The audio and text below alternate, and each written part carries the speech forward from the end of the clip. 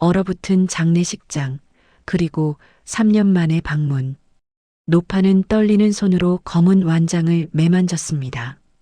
장례식장 입구에 선 그녀의 눈빛에는 슬픔보다 더 깊은 무언가가 서려 있었습니다. 딸 지혜가 조심스럽게 다가왔습니다. 어머니, 괜찮으세요? 괜찮다. 하지만 괜찮을 리 없었습니다. 평생을 함께한 남편이 떠났습니다. 그리고 더 가슴 아픈 건 그 자리에 있어야 할 사람이 보이지 않는다는 것이었습니다.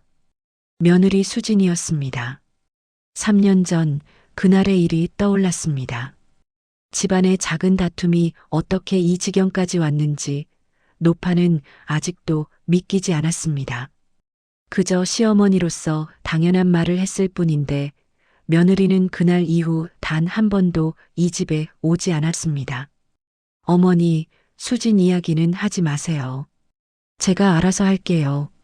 지혜의 목소리에는 피로가 묻어 있었습니다. 남편과 어머니 사이에서 그녀는 3년간 지쳐갔습니다.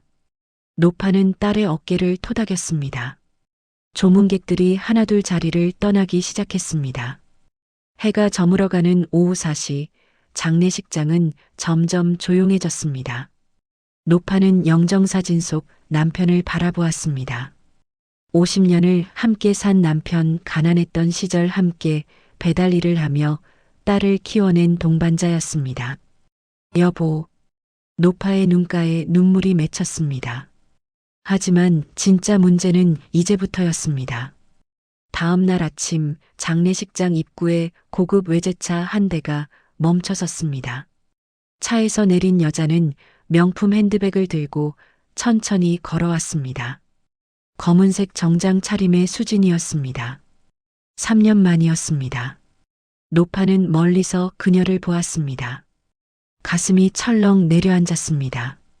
분노보다는 슬픔이, 원망보다는 그리움이 먼저 밀려왔습니다.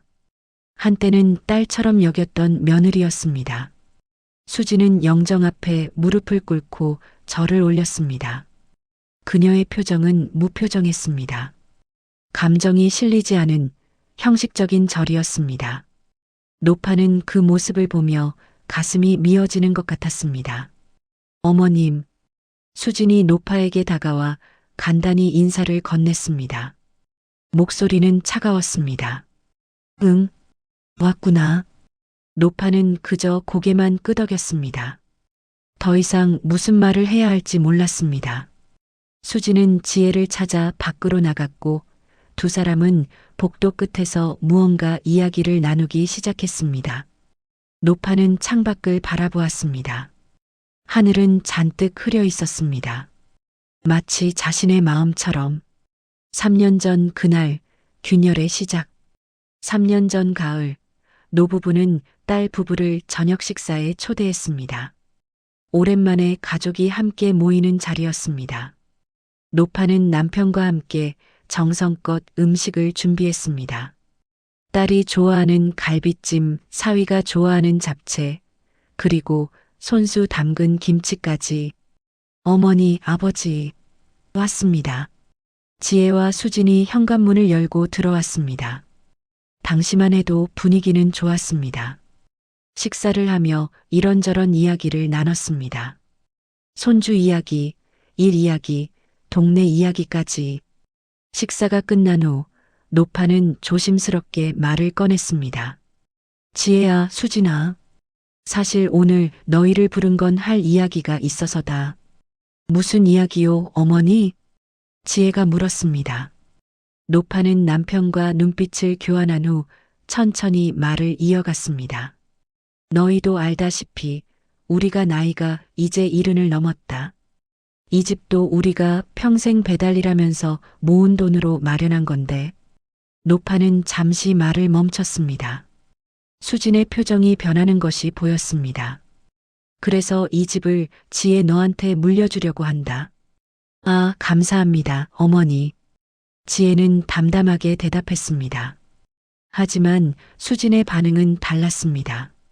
그녀는 찻잔을 내려놓으며 물었습니다. 그럼 명의는 언제 바꿔주실 건가요? 순간 방 안의 공기가 조금 무거워졌습니다. 노파는 당황스러웠습니다. 아직 그 이야기까지 할 생각은 아니었으니까요. 그건 우리가 더 생각해 봐야 할 것 같구나. 무슨 말씀이세요? 물려준다고 하시면서 명예 이전은 안 해주신다는 건가요? 수진의 목소리가 조금 높아졌습니다.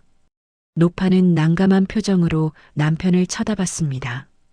수진아, 우리도 아직 이 집에서 살아야 하잖니. 명의를 바로 바꾸면 혹시 모를 상황도 있고, 노파의 남편이 조심스럽게 말했습니다. 하지만 수진은 고개를 저었습니다. 어머님, 그게 무슨 말씀이세요? 저희를 못 믿으신다는 건가요? 명의만 바꿔놓고 계속 사시면 되잖아요. 저희가 쫓아내기라도 할 것 같으세요? 그런 게 아니라, 아니면 나중에 다른 생각 하실 거예요? 혹시 돈이 필요하시면 이 집 팔아서 쓰시려고? 분위기가 급격히 얼어붙었습니다. 지혜가 급히 개입했습니다. 수진아, 그만해. 부모님이 천천히 생각하신다는데 뭘 그렇게 급하게 해. 당신은 모르는 소리 해요. 당신 친구 미선이 있잖아요. 그 집도 시부모님이 명의 안 바꿔주고 있다가 나중에 다 팔아버렸어요. 병원비 때문에. 수진의 목소리는 점점 커졌습니다. 노파는 충격을 받았습니다. 자신들을 그런 식으로 생각하고 있었다니. 수진아, 우리는 그런 생각 없다. 단지 뭐가요? 솔직히 말씀하세요. 물려준다고 해놓고 명의는 안 바꿔주는 게 말이 돼요? 그럼 저희가 뭘 믿고 살아요? 네, 설마 했지만 그날 이후 모든 게 달라졌습니다. 수지는 화가 난 채로 자리를 박차고 일어났습니다. 지혜는 부모님께 죄송하다는 말만 남기고 아내를 따라 나갔습니다. 현관문이 쾅 하고 닫혔습니다. 노부부는 텅 빈 거실에 남았습니다. 식탁 위에는 차가워진 음식들이 그대로 놓여 있었습니다. 노파는 조용히 눈물을 흘렸습니다. 여보, 내가 잘못한 걸까요? 아니야. 우리가 잘못한 게 아니야. 남편은 아내의 손을 잡았습니다. 하지만 마음 한구석에서는 불안이 밀려왔습니다. 이게 정말 옳은 선택이었을까? 하지만 명의를 그냥 넘겨주기에는 불안했습니다. 만약 나중에 정말 급한 일이 생기면, 병원비가 필요하면, 그날 밤 노파는 잠을 이루지 못했습니다. 끊어진 인연, 그리고 3년의 침묵. 그 후로 수지는 단 한 번도 집에 오지 않았습니다. 명절에도, 어버이날에도, 노파의 생일에도 얼굴을 비치지 않았습니다. 지혜는 혼자 왔습니다. 딸은 늘 미안한 표정으로 말했습니다. 어머니, 수진이가 아직 화가 안 풀렸나 봐요. 그래. 노파는 더 이상 아무 말도 하지 않았습니다. 딸의 처지가 딱해 보였으니까요. 남편은 몰래 한숨을 쉬었습니다. 우리가 너무 욕심을 부린 걸까요, 여보? 아니야. 우리가 평생 모아서 장만한 집인데 우리가 살 곳이 있어야지. 하지만 마음은 편치 않았습니다. 밤마다 노파는 생각했습니다. 정말 자신들이 잘못한 걸까? 며느리의 말이 맞는 걸까? 배달 일을 하며 모은 돈으로 40년 전에 장만한 이 집. 단칸방에서 시작해 이사를 5번이나 다니며 비가 새는 지붕을 고치고 겨울에 얼어붙는 화장실을 견디며 마침내 손에 넣은 32평 아파트. 지금은 재개발 지역으로 묶여 있어 시세가 8억 원 정도 되었습니다. 큰 돈이었습니다. 노부부에게는 평생의 결실이었습니다. 시간이 흐르며 상황은 더 나빠졌습니다. 수지는 아예 전화도 받지 않았습니다. 손주들의 얼굴도 볼 수 없었습니다. 지혜는 중간에서 지쳐갔습니다. 어머니, 제가 수진한테 계속 이야기해 볼게요. 됐다. 너만 힘들게 하지 마라. 노파는 딸의 어깨를 두드렸습니다. 사실 마음속으로는 며느리를 원망했습니다. 하지만 동시에 스스로를 자책했습니다. 내가 너무 고집을 부린 걸까? 그냥 명의를 넘겨줬어야 했나? 하지만 주변에서 듣는 이야기들이 마음을 불안하게 했습니다. 명의를 넘긴 후 자식들한테 쫓겨난 노인, 집을 팔아 도박에 탕진한 사위, 며느리와 갈등 끝에 요양원으로 쫓겨난 시어머니. 그런 이야기들이 너무 많았습니다. 여보, 그래도 우리 지혜는 그런 애가 아니잖아요. 남편이 말했습니다. 노파도 그건 알았습니다. 딸은 착했습니다. 효녀였습니다. 하지만 며느리는 달랐습니다. 수지는 똑똑하고 당차고 계산적인 여자였습니다. 2년이 지났을 때 남편이 쓰러졌습니다. 병원 복도의 눈물, 뇌경색입니다. 다행히 빨리 발견해서 큰 후유증은 없을 것 같습니다만 의사의 말에 노파는 안도의 한숨을 쉬었습니다. 하지만 그것도 잠시, 의사는 계속 말을 이었습니다. 하지만 앞으로 관리를 잘하셔야 합니다. 재발 위험이 있으니까요. 약을 꾸준히 드시고 정기적으로 검진 받으셔야 합니다. 비용은 얼마나 들까요? 당장은 입원비와 치료비로 한 500만 원 정도 예상됩니다. 이후 약값과 검진비는 매달 30만 원 정도 들 겁니다. 노파의 얼굴이 굳었습니다. 퇴직 후 받는 작은 연금과 가게, 청소일로 버는 돈으로는 빠듯했습니다. 하지만 어쩔 수 없었습니다. 남편의 생명이 달린 일이었으니까요. 지혜가 병원에 왔습니다. 딸은 아버지의 손을 잡고 눈물을 흘렸습니다. 아버지 괜찮으세요? 괜찮다, 괜찮아. 걱정 마라. 남편은 약한 목소리로 대답했습니다. 지혜는 어머니에게 물었습니다. 치료비는 제가 보태드릴게요. 아니다. 우리가 알아서 할게. 어머니, 괜히 그러지 마시고요. 됐다니까? 노파는 딸의 손을 뿌리쳤습니다. 자존심이었습니다. 딸에게 손을 벌릴 수는 없었습니다. 특히 며느리가 알게 되면 더 복잡해질 게 뻔했습니다. 병실 복도에서 노파는 창밖을 바라보았습니다. 갑자기 그 생각이 들었습니다. 만약 정말 돈이 급하게 필요하다면, 집을 담보로 대출을 받아야 한다면, 그렇기에 명의를 넘기지 않은 게 맞았던 걸까? 하지만 한편으로는 죄책감이 밀려왔습니다. 며느리의 말이 맞았던 건가? 우리가 정말 이런 상황을 대비해서 명의를 안 넘긴 걸까? 그날 밤 병원 간이 침대에서 노파는 뒤척였습니다. 남편은 약기운에 잠들어 있었습니다. 노파는 남편의 얼굴을 바라보았습니다. 주름진 얼굴, 하얗게 센 머리, 50년을 함께 산 동반자. 미안하오. 노파는 작게 중얼거렸습니다. 남편이 아프게 된 것도, 며느리와의 관계가 이렇게 된 것도 모두 자신 때문인 것 같았습니다. 퇴원 후 남편의 건강은 조금씩 회복되었습니다. 하지만 예전 같지는 않았습니다. 자주 피곤해했고 기억력도 떨어졌습니다. 노파는 남편을 돌보며 하루하루를 보냈습니다. 그리고 6개월 후 남편은 다시 쓰러졌습니다. 이번에는 더 심각했습니다. 마지막 순간, 그리고 부재. 보호자분, 각오하셔야 할 것 같습니다. 의사의 말에 노파의 다리에 힘이 풀렸습니다. 지혜가 어머니를 붙잡았습니다. 어머니, 아버지는 노파는 말을 잇지 못했습니다. 중환자실 문 앞에서 그녀는 주저앉았습니다. 50년을 함께 산 남편이 저 문 너머에서 생사의 갈림길에 서 있었습니다. 지혜는 급히 전화를 걸었습니다. 수진에게, 여보, 아버지가 위독하셔. 빨리 와. 전화기 너머로 수진의 목소리가 들렸습니다. 지금 회사에서 중요한 회의 중이야. 여보, 아버지가 돌아가실 수도 있어. 알았어. 회의 끝나고 갈게. 전화가 끊어졌습니다. 지혜는 고개를 떨구었습니다. 노파는 모든 걸 들었습니다. 가슴이 무너져 내렸습니다. 하지만 진짜 문제는 이제부터였습니다. 결국 남편은 이틀 후 숨을 거두었습니다. 마지막 순간 노파와 지혜만이 곁에 있었습니다. 수지는 끝내 오지 않았습니다. 여보 가지 마. 노파는 남편의 손을 잡고 흐느꼈습니다. 하지만 남편의 손은 점점 차가워졌습니다.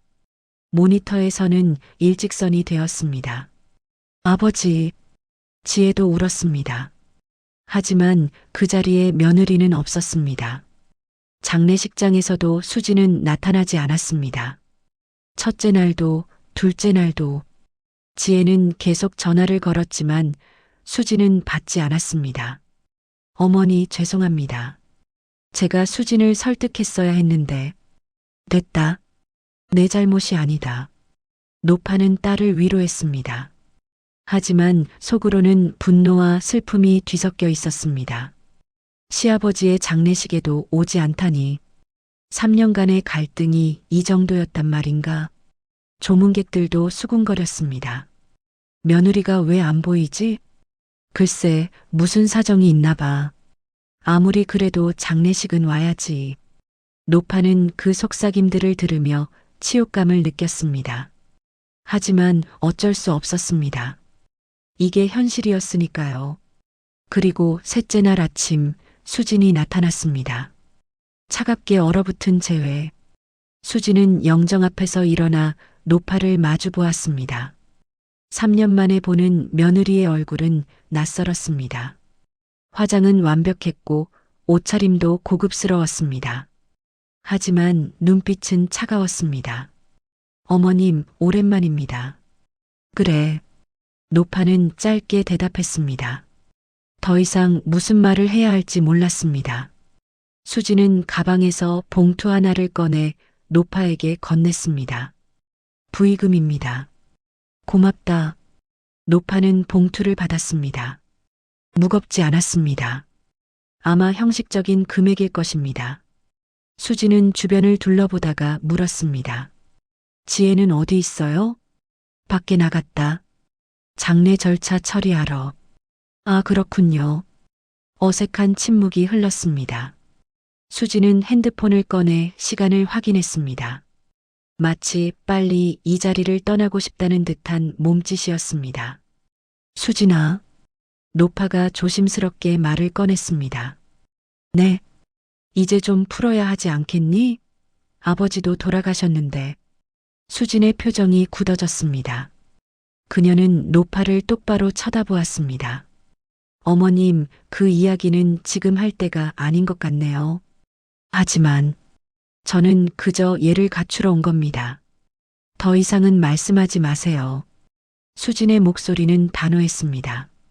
노파는 가슴이 답답했습니다. 남편의 장례식장에서조차 화해할 수 없다니. 이게 정말 한 가족이었던 사람들의 모습인가? 바로 그때 지혜가 들어왔습니다. 딸은 아내를 보고 놀란 표정을 지었습니다.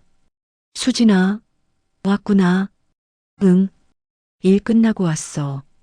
고마워. 정말 고마워. 지혜는 아내의 손을 잡았습니다. 수진은 어색하게 웃었습니다. 노파는 그 모습을 보며 알 수 있었습니다.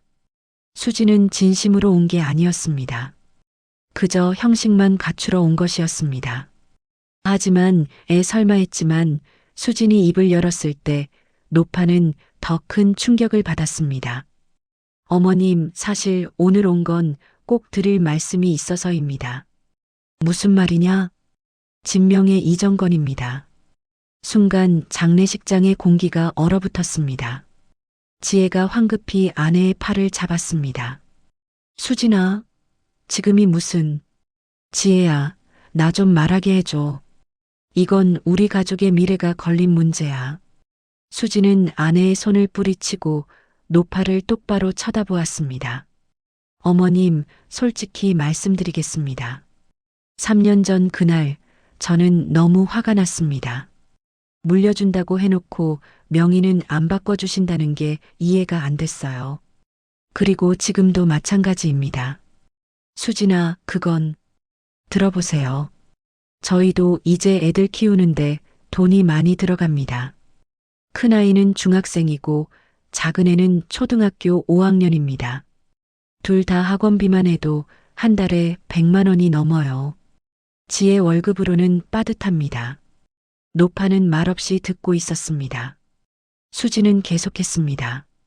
그리고 솔직히 말씀드리면 아버님이 병원비로 쓰신 돈도 저희가 일부 댔습니다. 지혜가 어머니 몰래 통장에서 뺏어 드렸어요. 그것만 해도 1,000만 원이 넘습니다. 뭐? 노파는 딸을 쳐다보았습니다. 지혜는 고개를 숙였습니다. 어머니 죄송합니다. 말씀드리지 못했습니다. 노파의 가슴이 미어졌습니다. 딸이 그렇게까지 했다니. 그리고 자신은 몰랐다니. 그래서 말씀드리는 겁니다. 이제는 정말 집 명의를 넘겨주셔야 합니다. 어머님도 이제 혼자 사시는데 나중에 무슨 일이 생기면 저희가 다 책임지겠습니다. 하지만 명의는 이제 바꿔주셔야 해요. 수진의 목소리는 단호했습니다. 하지만 그 속에는 절박함도 섞여 있었습니다. 숨겨진 진실, 드러나는 비밀. 노파는 한참을 침묵했습니다. 장례식장의 다른 조문객들이 힐끗힐끗 이쪽을 쳐다보는 게 느껴졌습니다. 지혜는 아내와 어머니 사이에서 어찌할 바를 몰랐습니다. 수진아, 지금은 아니다. 아버지 장례도 끝나지 않았는데. 지혜가 다시 말했지만 수진은 고개를 저었습니다. 지혜야, 언제까지 미룰 거야? 벌써 3년이 지났어. 어머님이 계속 이러시면 우리는 어떻게 해? 우리 애들 교육은? 우리 노후는? 그래도 지금은. 지금이 아니면 언제야? 또 몇 년을 더 기다려야 해? 수진의 목소리가 높아졌습니다. 노파는 주변의 시선을 의식하며 손을 들어 제지했습니다. 알았다. 이 이야기는 장례 끝나고 하자. 정말요? 약속하시는 거죠? 그래. 노파는 고개를 끄덕였습니다. 수지는 그제야 표정이 조금 풀렸습니다. 감사합니다, 어머님. 저도 이렇게까지 하고 싶지 않았습니다. 하지만 우리도 살아야 하니까요. 수지는 그 말을 끝으로 자리를 떠났습니다. 일이 있다며 먼저 가겠다고 했습니다. 지혜는 아내를 배웅한 후 다시 돌아왔습니다. 어머니 죄송합니다. 내가 왜 미안해하느냐. 내 잘못이 아니다. 노파는 딸의 어깨를 토닥였습니다. 하지만 속으로는 복잡했습니다. 정말 명의를 넘겨줘야 하는 걸까? 남편도 없는데 이 집마저 넘기면 자신에게 남는 건 뭐가 있을까? 장례를 치르는 3일 내내 노파는 그 생각만 했습니다. 조문객들이 와서 위로를 해도 음식을 먹어도 잠을 자려고 해도 머릿속은 온통 그 생각뿐이었습니다. 장례를 마친 다음 주 지혜가 어머니를 찾아왔습니다. 어머니, 이야기 좀 할까요? 무슨 이야기? 집 이야기요. 노파는 한숨을 쉬었습니다. 결국 이 순간이 온 것입니다. 거실에 마주 앉았습니다. 지혜는 조심스럽게 말을 꺼냈습니다. 어머니, 수진 말이 좀 과했지만 사실 틀린 말은 아닙니다. 저희도 이제 애들 교육비에 생활비에 정말 빠듯합니다. 그리고 솔직히 어머니도 이제 혼자 이 넓은 집에 사시기 뭐하시잖아요. 나중에 저희랑 같이 사시는 것도 고려해 보셔야 하고요. 지혜의 말은 합리적이었습니다. 하지만 노파의 마음은 복잡했습니다. 지혜야, 어머니가 너를 못 믿는 게 아니다. 그럼 뭐가 문제세요? 만약에 말이다. 만약에 어머니가 나중에 큰 병에 걸리면, 요양원에 가야 하면, 그럴 때 이 집이 필요할 수도 있지 않겠니? 어머니, 그런 일 생기면 저희가 다 모실 겁니다. 내가 그렇게 생각해도 수지는 다르지 않겠니? 순간 지혜의 표정이 굳었습니다. 노파는 딸의 표정을 보고 알 수 있었습니다. 딸도 그 부분을 걱정하고 있다는 것을. 어머니, 지혜야, 어머니는 내가 효녀라는 걸 안다. 하지만 세상 일은 모르는 거다. 내가 아무리 잘해주려 해도 며느리 생각이 다르면 어떻게 하느냐? 노파의 목소리는 떨렸습니다. 그것은 두려움이었습니다. 하지만 진짜 문제는 이제부터였습니다. 노파가 알지 못했던 더 큰 비밀이 있었으니까요. 감춰진 빚, 무너지는 믿음. 일주일 후, 노파는 우연히 진실을 알게 되었습니다. 동네 슈퍼에서 장을 보던 중이었습니다. 계산대 앞에서 지혜 친구의 어머니를 만났습니다. 아이고, 사모님. 남편분 일로 얼마나 마음 아프셨어요. 고맙습니다. 그나저나 지혜가 요즘 많이 힘들어 보이던데요. 제 딸한테 들었는데 빚이 좀 있다면서요? 네. 노파는 귀를 의심했습니다. 빚? 지혜에게 빚이 있다고? 아, 모르셨어요?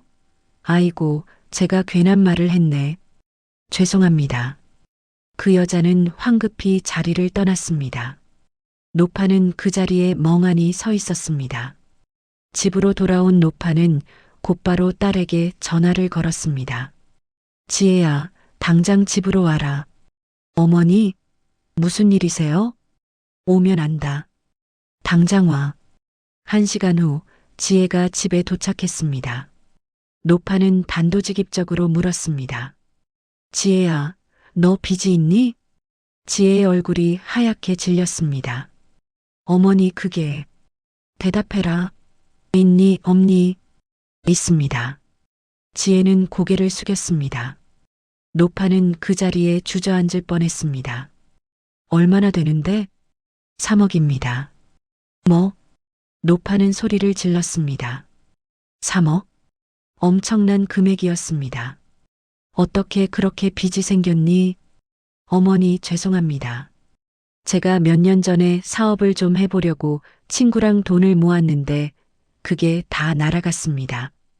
그리고 아버지 병원비도 있었고 그래서 그게 3억이나 된단 말이냐. 은행 대출도 있고 사채도 좀 있습니다. 노파는 머리를 감싸쥐었습니다. 사채까지. 딸이 이런 상황에 처해 있었다니.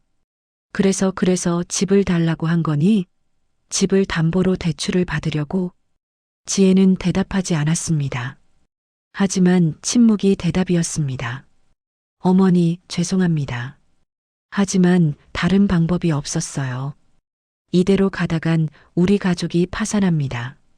사채업자들이 매일 전화하고 집까지 찾아옵니다. 아이들도 알게 됐어요.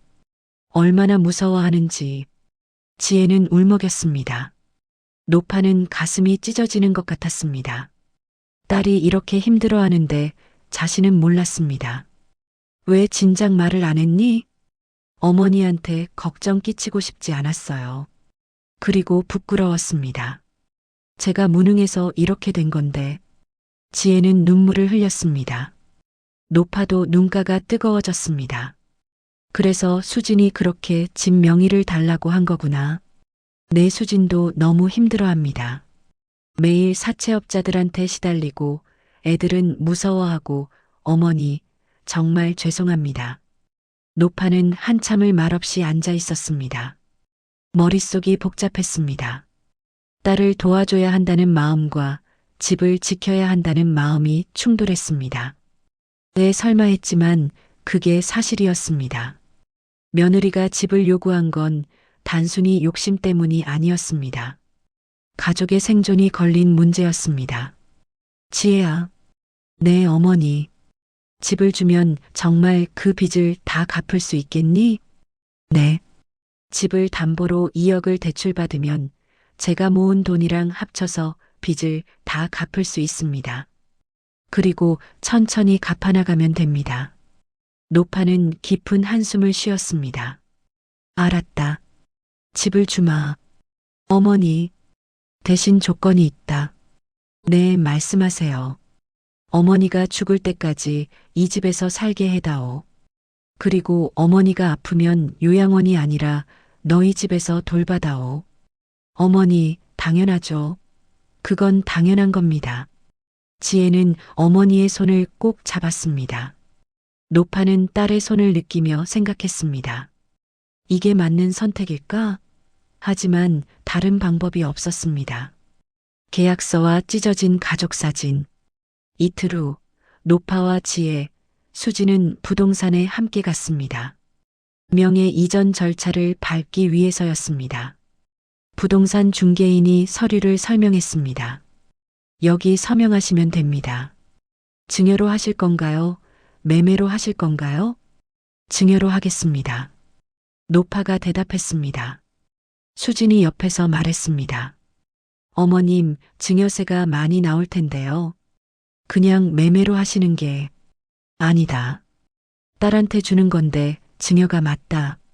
노파의 목소리는 단호했습니다. 수지는 입을 다물었습니다. 서류에 도장을 찍는 순간 노파의 손이 떨렸습니다.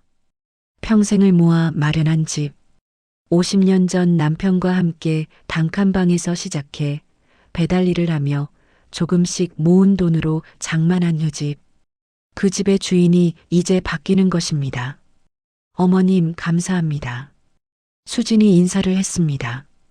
하지만 그 목소리에 진심이 담겨 있는지는 알 수 없었습니다. 어머니, 정말 감사합니다. 제가 꼭 은혜 갚겠습니다. 지혜는 눈물을 글썽였습니다. 노파는 고개를 끄덕였습니다.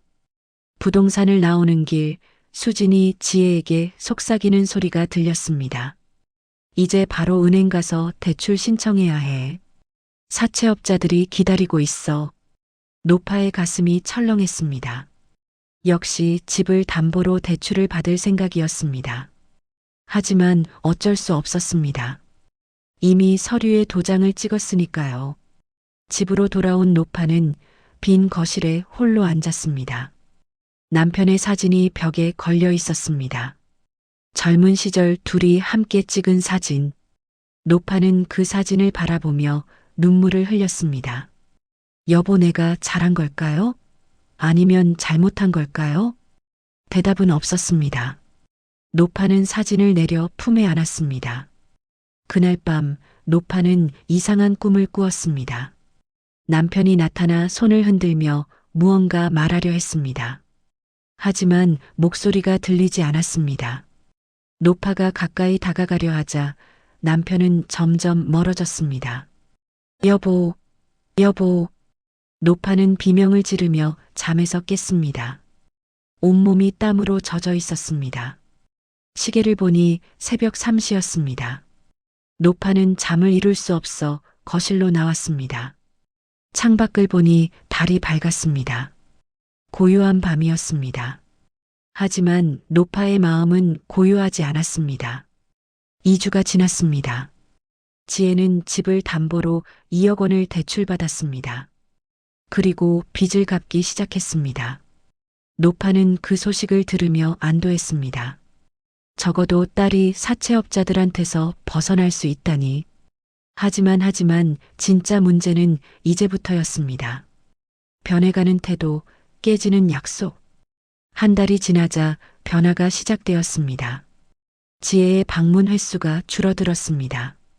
일주일에 한 번씩 오던 것이 2주에 한 번으로, 그리고 한 달에 한 번으로 줄었습니다. 전화도 뜸해졌습니다. 노파가 먼저 전화를 걸어야 겨우 받았습니다. 지혜야, 요즘 왜 이렇게 바쁘니?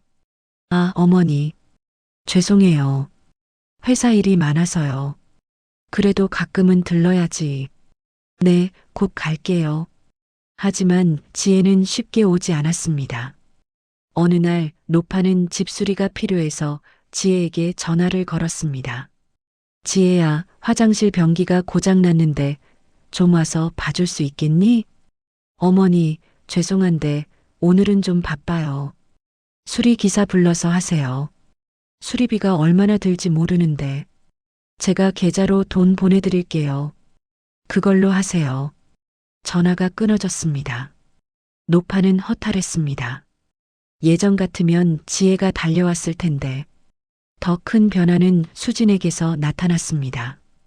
어느 날 저녁 수진이 갑자기 집을 방문했습니다. 지혜는 없었습니다. 어머님, 혼자 계세요? 그래. 무슨 일이냐? 수지는 거실에 앉으며 말했습니다. 어머님, 집 유지비 이야기 좀 하려고요. 유지비? 네. 관리비, 전기세, 수도세, 가스비 이런 것들 말이에요. 그건 내가 내고 있는데? 알아요. 근데 한 달에 얼마나 나오세요? 한 30만 원 정도 되는 것 같은데. 30만 원이요? 좀 많은 것 같은데요. 어머님 혼자 사시는데 그렇게 많이 나올 리가 없잖아요. 수진의 말투가 날카로웠습니다. 내가 잘 모르겠구나. 그냥 고지서대로 내는데. 앞으로는 제가 확인하고 내드릴게요. 어머님 통장 좀 보여주세요. 통장? 네. 제가 관리 좀 해드려야 할 것 같아서요. 노파는 당황했습니다. 통장을 보여주라니. 그건 내가 알아서 할게. 어머님, 나이 드시면 깜빡깜빡 하시잖아요. 제가 도와드리려는 건데 왜 그러세요? 수진의 목소리에 짜증이 묻어났습니다. 노파는 불편했지만 거절하기 어려웠습니다. 알았다. 나중에 보여주마. 오늘 보여주세요. 제가 지금 시간 내서 온 건데요. 결국 노파는 통장을 꺼내 보여줬습니다. 수지는 통장 내역을 꼼꼼히 확인했습니다. 어머님, 이거 뭐예요? 매달 20만 원씩 어디 보내시네요? 아, 그건 고아원에 후원하는 거다. 고아원 후원이요? 어머님도 형편이 넉넉하신 것도 아닌데 왜 그런데 돈을 쓰세요? 내가 어렸을 때 고아원에서 자랐거든. 그래서 조금이라도 보답하고 싶어서. 그래도 이제는 그만하셔야죠. 어머님도 돈이 필요하실 텐데요. 수지는 단호하게 말했습니다. 노파는 말문이 막혔습니다. 그리고 이 집 명의는 이제 저희 거니까 앞으로 집에 관한 결정은 저희가 하는 거예요. 알고 계세요. 그 말을 끝으로 수지는 일어났습니다. 그럼 저 먼저 갈게요. 수진이 나간 후 노파는 그 자리에 멍하니 앉아 있었습니다. 이게 정말 며느리의 본 모습이었을까? 아니면 자신이 너무 예민한 걸까? 하지만 그것은 시작에 불과했습니다. 다음 주 노파가 집에서 쉬고 있는데 초인종이 울렸습니다. 문을 열어보니 낯선 남자가 서 있었습니다. 누구십니까? 안녕하세요. 저는 부동산 중개인입니다. 이 집 매물로 내놓으신다고 들었는데요. 네. 무슨 소리입니까? 네. 집주인분이 연락하셔서 시세 확인하러 왔는데요. 집주인이요? 네, 김수진 씨요. 노파는 온몸에 소름이 돋았습니다. 수진이 집을 팔려고 한다고? 잘못 오신 것 같습니다. 이 집은 팔지 않습니다. 노파는 문을 쾅 닫았습니다. 그리고 곧바로 지혜에게 전화를 걸었습니다. 지혜야, 당장 와봐라. 무너지는 세계, 드러나는 본심. 30분 후 지혜가 황급히 집에 도착했습니다. 노파는 현관문을 열자마자 딸을 붙잡았습니다. 지혜야, 수진이가 이 집을 팔려고 한다는데 무슨 소리냐? 네, 그게 무슨... 방금 부동산 중개인이 왔었다. 수진이가 연락했다고. 지혜의 얼굴이 창백해졌습니다. 어머니, 잠깐만요. 제가 수진한테 확인해 볼게요. 지혜는 전화를 걸었습니다. 하지만 수진은 받지 않았습니다. 한 번, 두 번, 세 번. 계속 연결음만 들렸습니다. 이상하네요. 왜 안 받지? 지혜야, 너 정말 몰랐니? 네, 어머니. 저는 정말 몰랐습니다. 수진이가 그런 생각을 하고 있는 줄은. 노파는 소파에 주저앉았습니다. 머리가 어지러웠습니다. 집을 넘긴 지 겨우 2달밖에 안 됐는데 벌써 이런 일이. 어머니, 제가 수진한테 확실히 이야기하겠습니다. 이 집은 절대 팔지 않는다고. 정말 그럴 수 있겠니? 노파의 목소리는 떨렸습니다. 지혜는 어머니의 손을 잡았습니다. 어머니, 믿으세요. 제가 꼭 지키겠습니다. 하지만 노파는 알 수 있었습니다. 딸의 눈빛에서 불안함이 보였습니다. 지혜도 자신이 없는 것입니다. 그날 밤 노파는 잠을 이룰 수 없었습니다. 온갖 생각이 머릿속을 스쳤습니다. 집을 넘긴 게 잘못이었을까? 아니면 더 확실한 조건을 달았어야 했을까? 다음 날 아침 수진이 집에 왔습니다. 지혜도 함께였습니다. 어머님, 어제 일은 오해입니다. 수진은 태연하게 말했습니다. 오해? 부동산 중개인이 직접 왔는데 오해라니? 제가 시세만 알아보려고 했던 거예요. 팔려고 한 게 아니라요. 시세를 왜 알아보는데? 나중에 대출 추가로 받을 때 필요할 수도 있잖아요. 그냥 미리 확인해 본 거예요. 수진의 대답은 매끄러웠습니다. 하지만 노파는 믿을 수 없었습니다. 수진아, 약속했잖니. 어머니가 돌아가실 때까지 이 집에서 살 수 있다고. 네, 알아요. 그 약속 지킬 거예요. 그럼 왜 내 등 뒤에서 이런 짓을 하는 거냐? 노파의 목소리가 높아졌습니다. 수진의 표정이 굳어졌습니다. 어머님, 저 이런 식으로 이야기하는 거 안 좋아해요. 제가 뭘 잘못했다고 그러세요? 잘못했냐고? 집주인 허락도 없이 부동산 사람을 부르는 게 잘못이 아니고 뭐냐? 집주인은 저희예요. 명의가 저희 이름으로 돼 있다고요. 수진도 목소리를 높였습니다. 지혜가 황급히 끼어들었습니다. 수진아, 어머니, 진정하세요. 우리 차근차근 이야기합시다. 뭘 차근차근 이야기해요? 어머님은 저를 도둑 취급하시잖아요. 내가 언제 도둑 취급했니? 지금 하고 계시잖아요. 제가 집 팔아서 돈 챙기려 한다고 생각하시는 거 아니에요? 순간 노파는 말문이 막혔습니다. 수진의 말이 맞았습니다. 노파는 정확히 그렇게 생각하고 있었습니다. 수진아, 어머님, 솔직히 말씀드릴게요. 수진이 노파를 똑바로 쳐다보며 말했습니다. 저는 3년 전부터 어머님을 믿지 못했어요. 물려준다고 해놓고 명의는 안 바꿔주시고 저희를 못 믿으신다는 게 느껴졌어요. 그래서 제가 그렇게 화가 났던 거예요. 수진아, 그만해.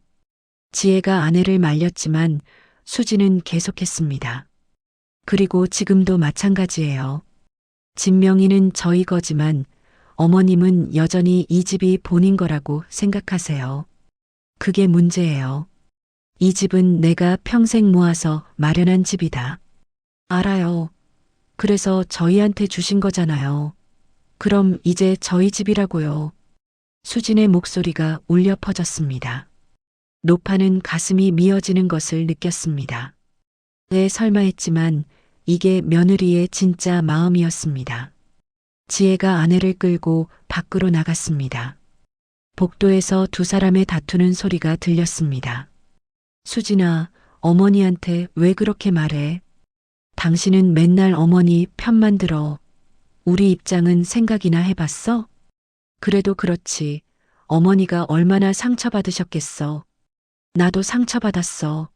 3년 동안 얼마나 힘들었는데. 목소리는 점점 멀어졌습니다. 노파는 텅 빈 거실에 홀로 남았습니다. 외로움 속의 깨달음.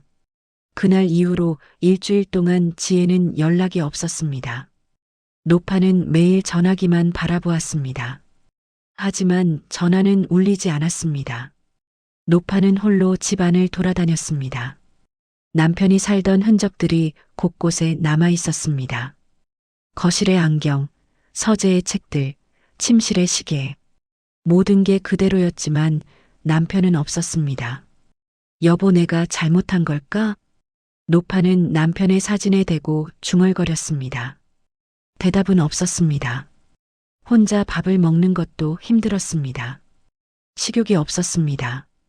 국 한 그릇, 김치 몇 조각으로 끼니를 때웠습니다. 밤에는 잠이 오지 않았습니다. 천장을 바라보며 온갖 생각을 했습니다. 인생이 왜 이렇게 됐을까? 평생을 성실하게 살았는데 왜 말년에 이런 고통을 겪어야 하는 걸까?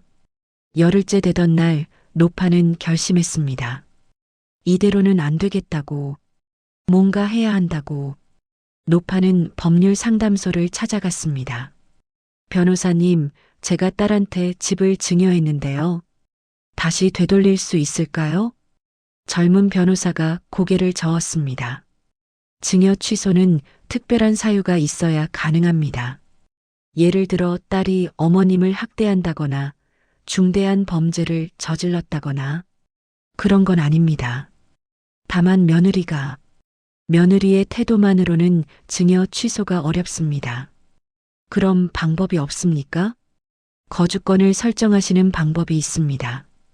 법적으로 이 집에서 계속 살 권리를 보장받는 거죠. 그게 가능합니까? 가능합니다.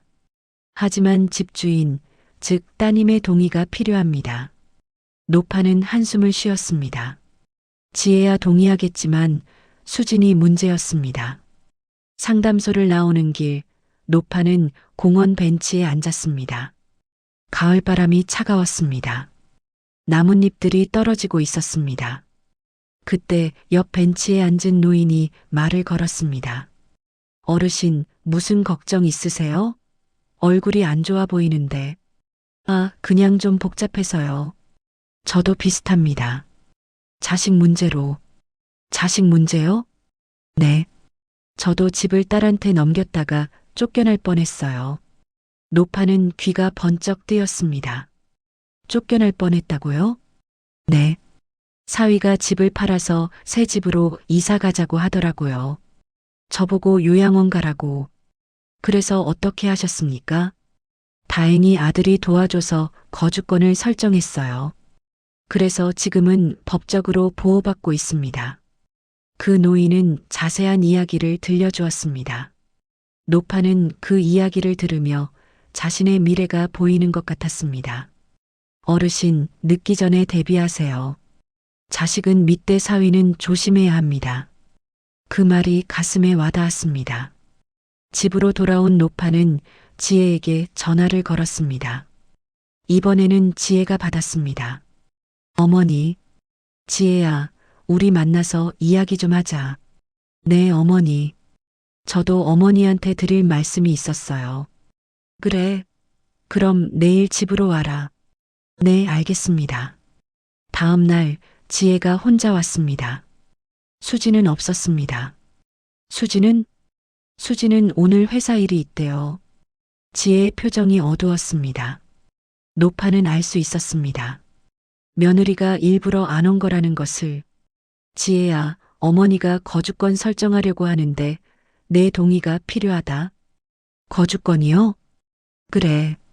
어머니가 이 집에서 평생 살 수 있도록 법적으로 보장받는 거다. 지혜는 한참을 침묵했습니다. 어머니 사실은 저도 드릴 말씀이 있었습니다. 무슨 말? 수진이 이 집을 팔자고 합니다. 노파의 심장이 멎는 것 같았습니다. 뭐라고? 재개발이 진행되면 이 집값이 12억까지 오른대요. 그럼 지금 팔고 작은 집으로 이사 가서 차액으로 빚도 더 갚고 애들 교육비도 쓰자고 합니다. 그럼 나는 어떻게 하라고?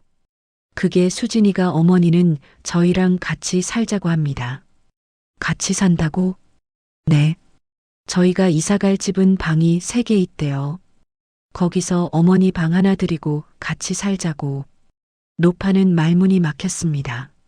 며느리와 같은 집에서 살라고? 자신을 그렇게 대하던 며느리와? 지혜야, 너는 어떻게 생각하니? 저는 어머니 뜻을 따르고 싶습니다. 하지만 수진 설득이 쉽지 않을 것 같아요. 내 아내가 더 중요하냐? 어머니가 더 중요하냐? 노파의 목소리가 떨렸습니다. 지혜는 고개를 들지 못했습니다. 어머니 죄송합니다. 그 대답이 모든 것을 말해주었습니다. 딸도 어쩔 수 없는 상황인 것입니다. 하지만 진짜 문제는 이제부터였습니다. 노파가 예상하지 못한 일이 벌어질 것이었으니까요. 갑작스러운 통보와 마지막 선택. 일주일 후 수진이 직접 찾아왔습니다. 이번에는 서류를 들고 왔습니다. 어머님, 계약서 가져왔어요. 무슨 계약서? 이 집 매매 계약서요. 이미 매수자를 찾았어요. 노파는 귀를 의심했습니다. 뭐, 벌써 매수자를? 네. 12억에 팔기로 했어요. 다음 달 말까지 비워주시면 됩니다. 비워주다니. 나는 여기서 계속 살 거라고. 어머님, 집은 이제 저희 거예요. 저희가 팔겠다는데 막을 권리 없으세요. 수진의 목소리는 차갑고 단호했습니다. 지혜는 뭐라고 하니? 지혜도 동의했어요. 안 그럼 우리 이혼할 거라고 했거든요. 노파는 충격에 말을 잇지 못했습니다. 이혼까지 들먹이며 딸을 협박했다니. 그리고 어머님은 저희 새 집에서 같이 사시면 돼요. 방도 마련해뒀고 새끼 식사도 챙겨드릴게요. 오히려 더 좋은 거 아니에요? 좋다고? 내가 날 어떻게 대했는데 같이 살자고? 어머님, 그건 어머님이 저를 못 믿으셨기 때문 아니에요? 이제는 저희를 믿으셔야죠. 수지는 빙긋 웃었습니다. 하지만 그 미소는 차가웠습니다. 만약 같이 사는 게 싫으시면 요양원도 괜찮은데 알아봤어요. 한 달에 200만 원 정도 하는데 저희가 부담할게요. 요양원이라고? 네. 요즘 요양원 좋아요. 또래 친구들도 많고 프로그램도 다양하고 혼자 외롭게 사시는 것보다 나을 것 같은데요. 노파는 온몸에 힘이 빠지는 것을 느꼈습니다. 결국 이렇게 되는구나. 집을 넘긴 순간부터 예견된 일이었구나. 지혜한테 직접 들어야겠다. 그러세요. 지혜도 제 말이 맞다고 할 거예요. 수지는 서류를 탁자에 놓고 일어났습니다. 다음 달 말까지 결정하세요. 저희랑 같이 살지, 요양원 갈지. 어느 쪽이든 이 집은 비워주셔야 해요. 수진이 나간 후 노파는 탁자 위의 서류를 바라보았습니다. 매매계약서 12억 원, 매수인 성명, 모든 게 현실이었습니다. 노파는 휴대폰을 들어 지혜에게 전화를 걸었습니다. 지혜야, 이게 사실이냐? 집을 팔기로 했다고? 어머니 죄송합니다.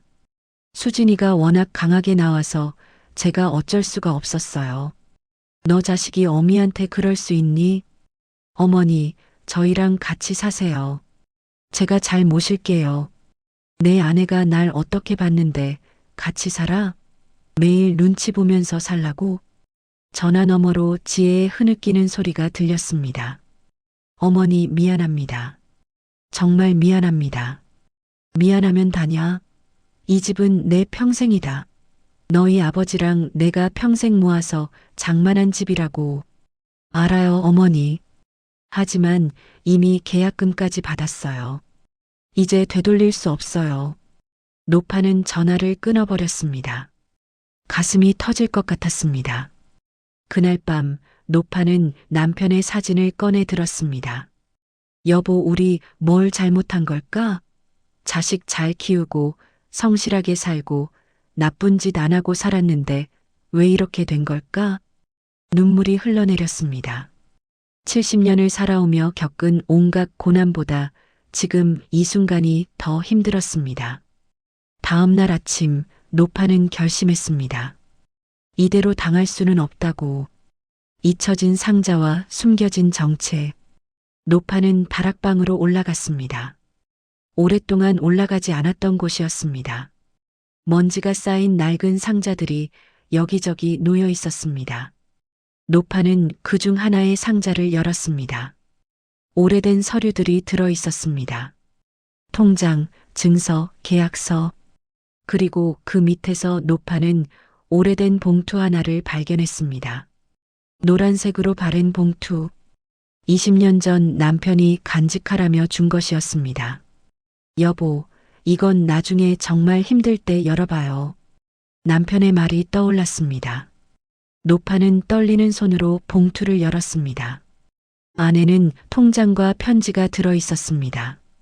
편지를 펼쳤습니다. 남편의 손글씨였습니다. 여보, 이 편지를 읽고 있다면 나는 이미 당신 곁에 없겠지. 당신이 외롭고 힘들 때 이 편지를 읽을 거라 생각하니 가슴이 아프오. 여보, 사실 내게는 비밀이 하나 있었소. 20년 전 우리가 배달 일을 하던 시절에 당신이 병원에 입원한 적이 있었지. 그때 수술비 걱정을 많이 했었소. 그런데 그때 나를 도와준 분이 있었소. 병원 원장님이셨소. 그분이 수술비를 대신 내주셨소. 익명으로. 나중에 알고 보니 그분은 고아원 출신이셨고 나처럼 어렵게 자란 사람들을 돕는 걸 좋아하셨다오. 그분이 돌아가시기 전에 나를 부르셨소. 그리고 당신에게 전하라며 이 통장을 주셨소. 그분이 평생 모은 돈 중 일부를 당신한테 주고 싶다고 하셨소. 당신 아내는 고생이 많았다고 들었소. 나중에 정말 힘들 때 쓰라고 주는 거니 꼭 필요할 때 쓰시오. 그분의 말씀이었소. 여보, 이 통장에는 3억이 들어있소. 나는 당신에게 이 이야기를 차마 못했소. 당신 자존심이 상할까봐. 하지만 이제는 말해야 할 것 같소. 이 돈으로 당신이 편하게 사셨으면 좋겠소. 딸한테 기대지 말고 당신 인생을 당신이 선택하셨으면 하오. 사랑하오, 여보. 영원히 당신 곁에 있을게요. 노파는 편지를 읽으며 눈물을 흘렸습니다. 남편이 이런 비밀을 간직하고 있었다니. 통장을 확인했습니다. 정말로 3억 원이 들어 있었습니다. 20년간 이자가 붙어 지금은 3억 5천만 원이 되어 있었습니다. 노파는 떨리는 손으로 통장을 꼭 쥐었습니다. 남편의 마지막 선물이었습니다. 왜 설마 했지만 이게 사실이었습니다. 노파에게는 아직 기회가 남아 있었습니다. 노파는 다락방에서 내려와 거실에 앉았습니다. 그리고 깊은 생각에 잠겼습니다. 이 돈으로 무엇을 할 수 있을까? 새로운 집을 구할 수 있을까? 아니면 요양원에 들어가 편하게 살 수 있을까? 아니면 노파는 휴대폰을 들어 어떤 번호로 전화를 걸었습니다. 여보세요, 변호사님. 저 저번에 상담받았던 사람입니다. 다시 한번 상담받고 싶은데요. 그날 오후 노파는 법률사무소를 찾아갔습니다. 그리고 자세한 상담을 받았습니다. 어르신, 이 돈이 있으시면 독립적으로 사실 수 있습니다. 새 집을 전세로 구하시거나 아니면 작은 집을 매매하실 수도 있고요. 그럼 이 집은 따님께 그대로 넘기시면 됩니다. 대신 거주권 설정을 포기하는 대신 일정 금액을 보상받는 방법도 있습니다. 보상이요? 네. 법적으로 어르신이 증여 철회는 못하지만 거주권에 대한 보상은 요구하실 수 있습니다. 약속을 어긴 데 대한 위자료 명목으로요. 노파는 고개를 끄덕였습니다. 새로운 길이 보이기 시작했습니다. 그날 저녁 노파는 지혜에게 전화를 걸었습니다. 지혜야, 내일 수진도 데리고 집으로 와라. 할 이야기가 있다. 네, 어머니. 알겠습니다. 다음 날 지혜와 수진이 함께 왔습니다. 수진의 표정은 여전히 차가웠습니다. 노파는 두 사람을 거실에 앉히고 말했습니다. 내가 결정했다. 무슨 결정이세요? 이 집은 너희한테 그대로 주마. 팔든 뭘 하든 너희 마음대로 해라. 수진의 얼굴에 미소가 번졌습니다. 정말요? 어머님, 감사합니다. 대신 조건이 있다. 조건이요? 나는 너희랑 살지 않을 거다. 내 돈으로 내 집을 구해서 독립적으로 살 거다. 지혜가 놀란 표정으로 물었습니다. 어머니, 무슨 돈이요? 그건 내일이다. 그리고 너희가 나한테 약속을 어긴 데 대한 보상으로 5천만 원을 달라. 5천만 원이요? 수진이 소리쳤습니다. 그래. 거주권을 포기하는 대가다. 법적으로 내가 요구할 수 있는 권리다. 어머님, 그건 너무 과하신 거 아니에요? 과하다고? 너희가 나한테 한 짓에 비하면 적은 거다. 노파의 목소리는 단호했습니다. 만약 안 준다면 법적 조치를 취하겠다. 증여 사기, 노인 학대 혐의로 고소할 수도 있다. 고소라니요. 내가 녹음한 게 있다. 내가 나를 협박하고 요양원으로 보내려 한 것들 다 기록했다. 사실 녹음은 없었습니다. 하지만 수지는 당황했습니다. 저는 그런 적 없어요. 있든 없든 법정에 가면 알게 되겠지. 지혜가 급히 말했습니다. 어머니, 알겠습니다. 5천만 원 드리겠습니다. 그러니 고소는 하지 마세요. 지혜야. 수진이 아내를 쳐다봤지만 지혜는 고개를 저었습니다. 수진아, 우리가 잘못했어. 어머니 말씀이 맞아. 수진은 입술을 깨물었지만 더 이상 말하지 않았습니다. 새로운 시작, 그리고 진짜 가족. 2주 후, 노파는 새 집으로 이사했습니다. 작은 이룸 아파트였지만 깨끗하고 햇볕이 잘 들었습니다. 지혜가 이사를 도왔습니다. 수지는 오지 않았습니다. 어머니, 정말 괜찮으세요? 괜찮다. 오히려 홀가분하다. 죄송합니다, 어머니. 제가 잘못했습니다. 너를 탓하는 게 아니다, 지혜야. 다만 각자의 길을 가는 게 맞는 것 같다. 지혜는 눈물을 흘렸습니다. 그래도 자주 찾아뵐게요. 그래, 너만이라도 가끔 들러라. 이사를 마치고 지혜가 떠난 후 노파는 새 집을 둘러보았습니다. 작지만 아늑했습니다. 무엇보다 자신만의 공간이었습니다.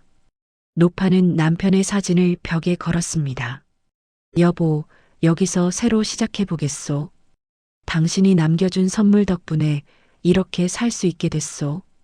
그날 밤 노파는 오랜만에 편하게 잠들었습니다.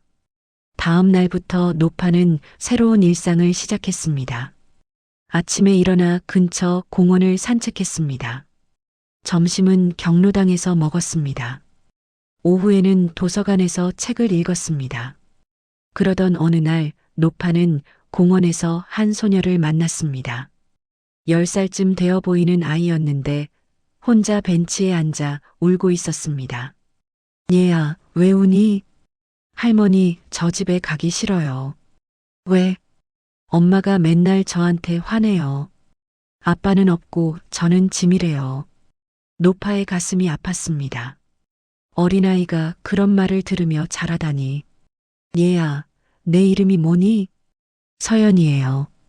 서연아, 할머니야 계속가 떡볶이 사줄까? 정말요? 아이의 눈이 반짝였습니다. 두 사람은 근처 분식집으로 갔습니다. 떡볶이를 먹으며 노파는 아이와 이야기를 나눴습니다. 서연이는 한부모 가정에서 자라고 있었고 엄마는 일하느라 바빠서 아이를 제대로 돌보지 못했습니다. 서연아, 내일도 여기 나올 거니? 네. 그럼 할머니랑 또 만나자. 할머니가 맛있는 거 많이 사줄게. 정말요? 감사합니다, 할머니. 그날 이후로 노파와 서연이는 자주 만났습니다. 노파는 아이에게 간식을 사주고 숙제를 도와주고 이야기를 들어주었습니다. 서연이의 엄마도 나중에 알게 되었습니다. 어르신, 정말 감사합니다. 서연이가 요즘 많이 밝아졌어요. 아닙니다. 제가 더 고마워요. 서연이 덕분에 제가 외롭지 않습니다. 6개월이 지났습니다. 노파는 서연이뿐만 아니라 동네의 다른 아이들과도 친해졌습니다. 방과 후에 아이들이 노파의 집에 모여 간식을 먹고 놀았습니다. 노파는 자신의 경험을 아이들에게 들려주었습니다. 어렵게 자란 이야기, 배달일을 하며 가정을 꾸린 이야기, 인생의 교훈들. 아이들은 노파를 할머니 선생님이라고 불렀습니다. 그러던 어느 날 지혜가 아이들과 함께 있는 어머니를 찾아왔습니다. 어머니, 오, 지혜야. 왔니? 지혜는 어머니 주변에 모여 있는 아이들을 보고 놀랐습니다. 어머니, 이 아이들은 내 친구들이다. 하. 노파는 환하게 웃었습니다.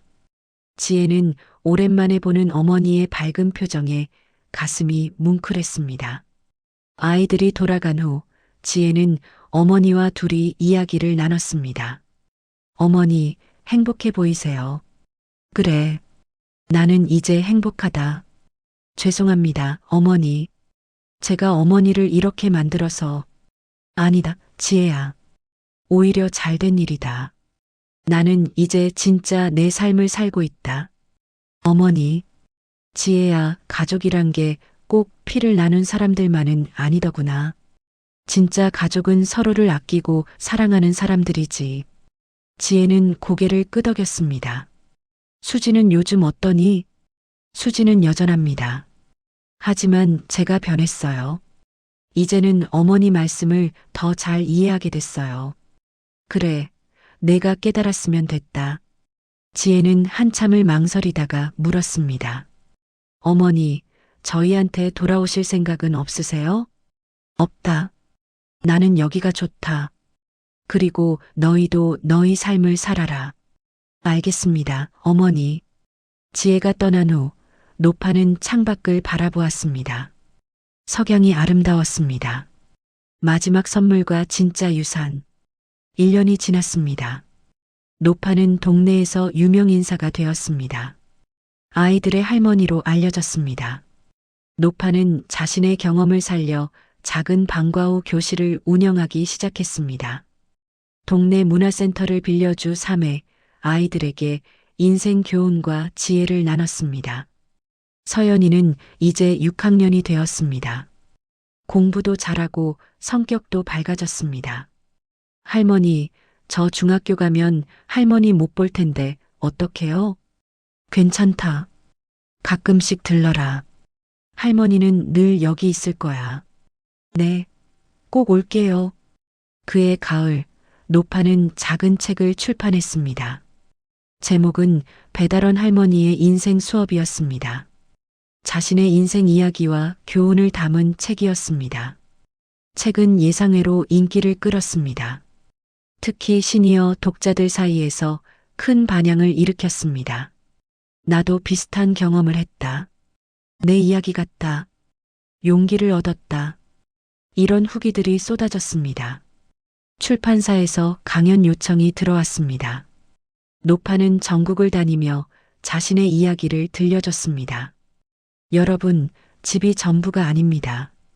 재산이 전부가 아닙니다. 진짜 유산은 우리가 남기는 사랑과 지혜입니다. 청중들은 뜨거운 박수를 보냈습니다. 지혜도 어머니의 강연을 보러 왔습니다. 그리고 무대 위에 당당한 어머니를 보며 눈물을 흘렸습니다. 강연이 끝난 후 지혜는 어머니를 찾아갔습니다. 어머니, 정말 자랑스럽습니다. 고맙다, 지혜야. 어머니, 사실은 수진이랑 이혼했습니다. 노파는 놀랐습니다. 왜? 더 이상 못 살겠더라고요. 어머니를 그렇게 대한 사람이랑 같이 살 수가 없었어요. 아이들은 제가 키웁니다. 아이들도 저를 선택했어요. 그래, 힘들었구나. 괜찮습니다. 이제 마음이 편해요. 그리고 어머니처럼 새로운 시작을 하려고요. 노파는 딸의 어깨를 토닥였습니다.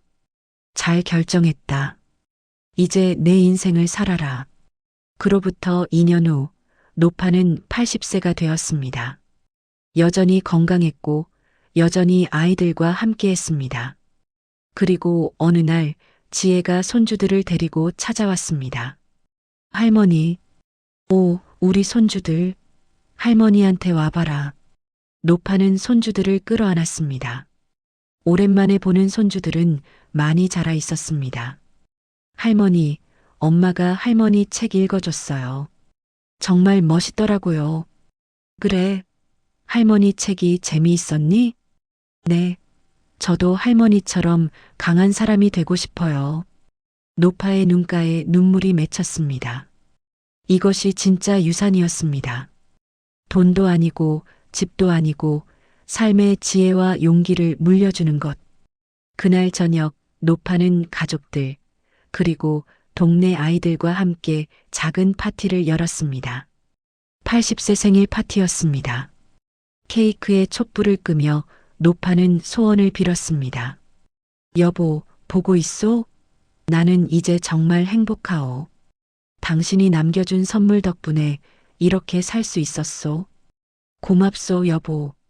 파티가 끝나고 모두가 돌아간 후 노파는 남편의 사진 앞에 앉았습니다. 여보, 우리 인생이 헛되지 않았소. 우리가 심은 씨앗이 이렇게 자라고 있소. 그날 밤 노파는 일기를 썼습니다. 80년을 살아오며 많은 것을 배웠다. 재산보다 중요한 것은 사람이고 혈연보다 중요한 것은 사랑이다. 집을 잃었지만 진짜 가족을 얻었다. 돈을 나눠줬지만 더 큰 행복을 받았다. 인생의 진짜 유산은 우리가 남기는 사랑과 지혜다. 노파는 펜을 내려놓고 창밖을 바라보았습니다. 별이 빛나고 있었습니다. 여러분이었다면 어떤 선택을 하셨을까요? 집을 자식에게 물려주시겠습니까? 아니면 끝까지 지키시겠습니까? 하지만 기억하십시오. 진짜 유산은 재산이 아니라 우리가 남기는 사랑과 지혜라는 것을. 댓글로 여러분의 생각을 들려주십시오.